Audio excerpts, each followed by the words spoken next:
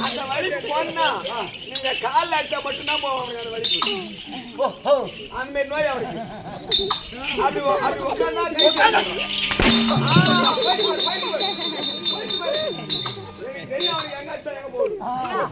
உங்க பேர் என்ன ஐயா? உங்க உன்னால பேர் என்ன? என் பேர் உன்னால பேர் கேக்குறேன். என் பேர் தான் அன்பரசன். அன்ப அரசன்.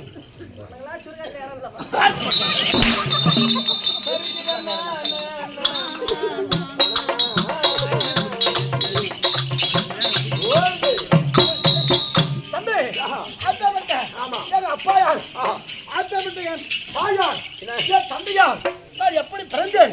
நான் மரம் போல எங்க அப்பா யாரு எங்க அம்மா யாரு வேஷம் போட்டாங்க வாயிலிட்டு கேட்கறது என்கிட்ட என்ன கேட்கறீங்க? ஆமா அவங்க அம்மாளுக்கு நான் அதை கேட்க அம்மாளுக்கு நான்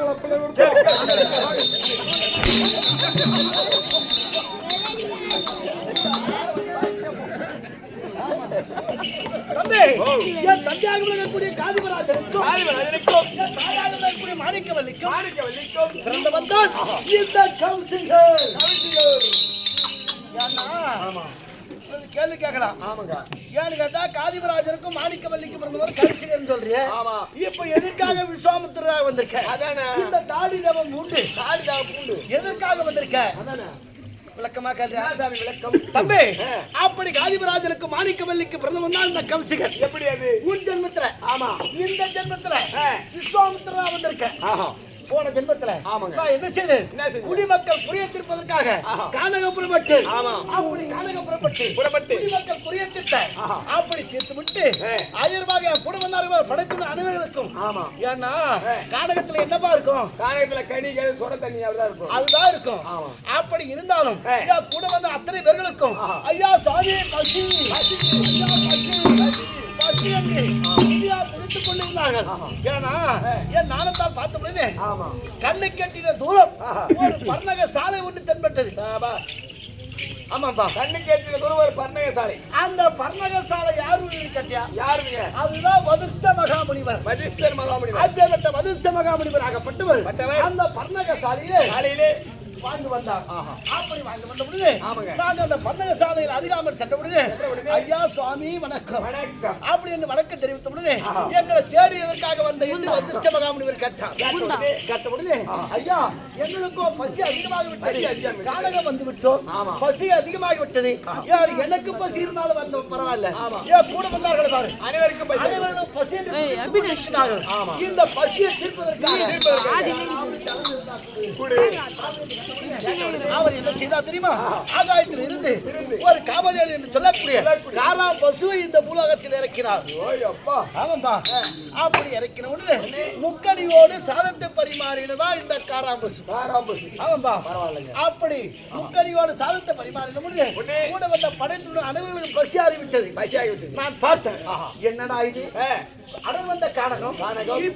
கானகத்திலே ஒரு வதிஷ்ட மகாமுனிவர் தவத்தை செய்து கொண்டு ஒரு காராம்பசுவை இறக்கி முக்கணியோடு சாதத்தை பரிமாறுகிறாரு. நான் என்ன செய்ய தெரியுமா? இரவோடு இரவாக சென்று அந்த காராம்பசுவை எப்படியாவது களவாடி சென்று வேண்டும். ஓ எப்பா, ஒரு எண்ணம் வந்துருச்சு உங்களுக்கு. ஆமாப்பா, இருவோடு இரவோடு அந்த களவாடி சென்றார். ஆமா, அப்படி இருவோடு இரவாக சென்று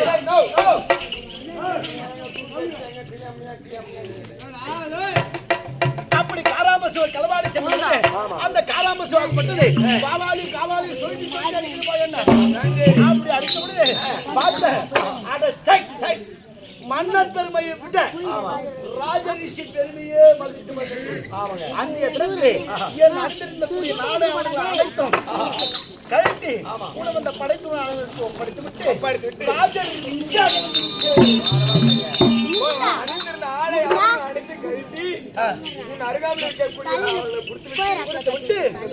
மன்னனுடைய பெருமையை விட ரிஷியோட பெருமையே பெருமை என்று அதனால் விஸ்வாமித்திரராக வந்து விட்டேன். அப்படி விஸ்வாமித்திரராக வந்தாலும் சரி எந்த நேரத்திலும் எந்த காலத்திலும் யாரை துதித்துக் கொண்டிருக்க தெரியுமா? யார் ஐயா? அந்த பரமத்தி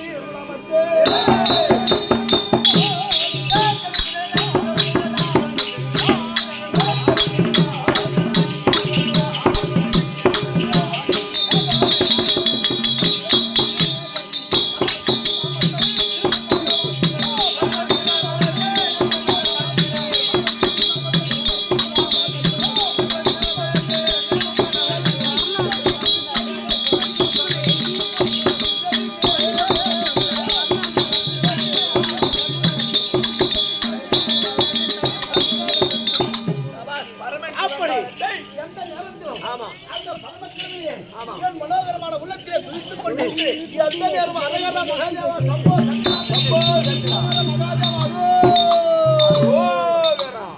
அப்படி என்று பரமக்கடவுளையே பூஜை செய்து விடுறேன். அது மட்டும் கிடையாது. ஆமாங்க. மற்ற விளக்கம் சொன்னால்தாங்க தெரியும்.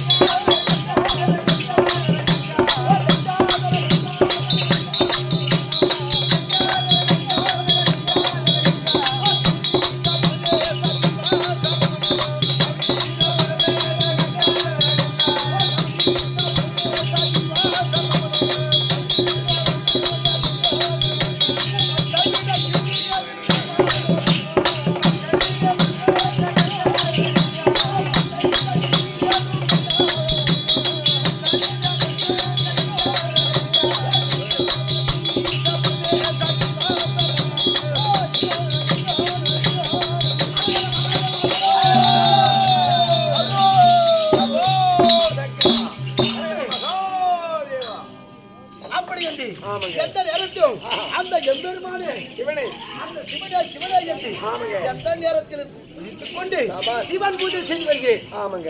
இந்த ராஜரிஷி விஸ்வாமித்திரன் என்னுடைய கோபம் என் கோபத்துக்கு ஆளாகாது. எனக்கு 66 மணி கோபம் கொண்டு வந்த ராஜரிஷி விஸ்வாமித்திரன் அப்பா என்னை எதிர்த்தார். ஆமா. அப்படி இருந்தாலும் இப்பொழுது யார் வருகிறார் என்று பார்க்கலாம். ஐயா நிருபம் என்னடா நிருபம்? தேவலோகத்தில் என்ன வந்திருக்கு? தேவலோகத்தில் இருந்து யார் போட்டது? ஏங்க நான் படிச்சா அழகு பெருமா? நீங்க இருக்கும்போது நான் படிக்கலாமா? அதனால நீங்களே படிங்க. தேவேந்திரன் எழுதி நிருபம் பாத்தியா? ஆமாங்க. மகாஸ்ரீ மகாகணம் வருது. ராஜஸ்ரீ நீங்களே படிங்க. நீங்க ராஜஸ்ரீ மகாஸ்ரீ மகாகணம் வருது. தேவலோகத்தில் இருந்து பொன்னுலகத்தில் இருந்து தேவகோமா தேவேந்திரன் நிருபம் எழுதுவது என்னவென்றால் அனைத்து ராஜாக்களும் இந்திய தினத்திலே தேவசபை கொடுக்கின்றதாம். அனைத்து தேவர்களுக்கும் வந்து தேவசபையில் வரும்படி கட்டளை கலந்து கொள்ள வேண்டும் அப்படி என்று நிருபம் வந்திருக்கு. ஆமாங்க ஐயா. அப்படி இருந்தாலும் ஏண்டா டேய் இதோ கலந்துட்டாரு அன்பழகன் என்று சொல்லக்கூடியது. அவர் எப்படி பிறந்தார்? எப்படி இருந்தார்? எப்படி இறைவன் பதவி அடைந்தார் தெரியுமா? எப்படி ஐயா? ஓ விளக்கமா சொல்லுங்க.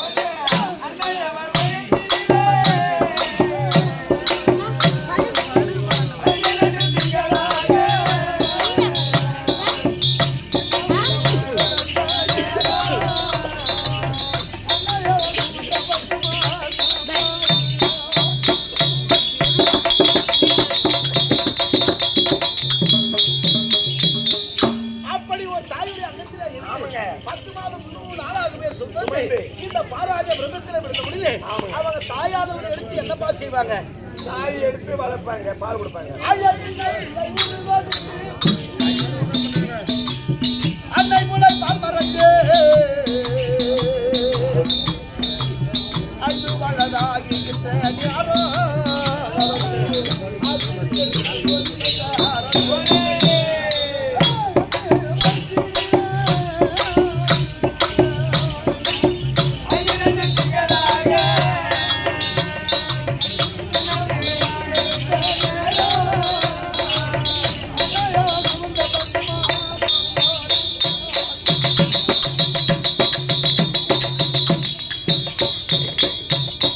அப்படி தாயானவர் எடுத்து பாலூட்டி சீராட்டி நல்ல முறையாகத்தான் வளர்த்து வந்தார்களாம் தம்பி.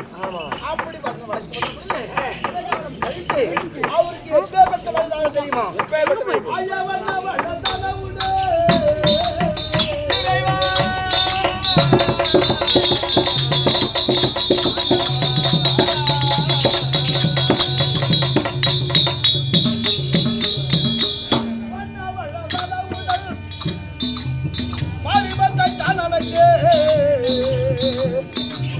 மன்னவரையவர் தெரியும் யாரோ கவர்ச்சி மனைவி வந்தால்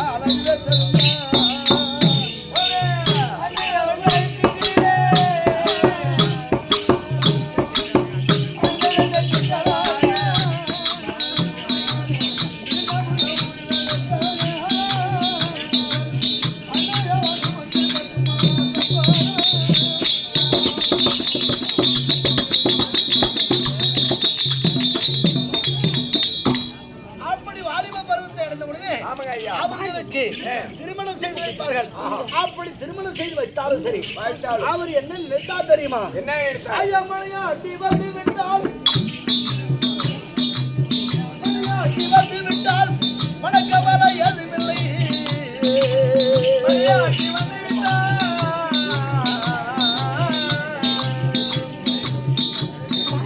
மனக்கவலை எதுவில்லை. மகிழ்ச்சியுடன் அவர் இருக்கும் யாரோ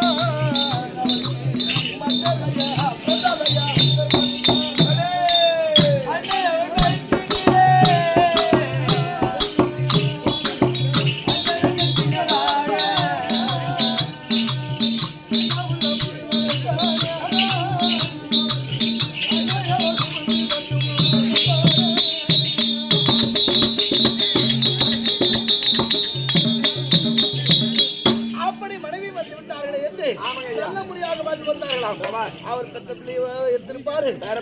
சிறப்பாக வாழ்ந்து வந்தார். அவர் வாழ்ந்து வந்தாலும் சரி, எப்பேற்பட்ட வாழ்க்கை வாழ்ந்தார் தெரியுமா? ஐயா இன்பத்துள்ள சுகத்தை கண்டு செல்வம் என்றார்.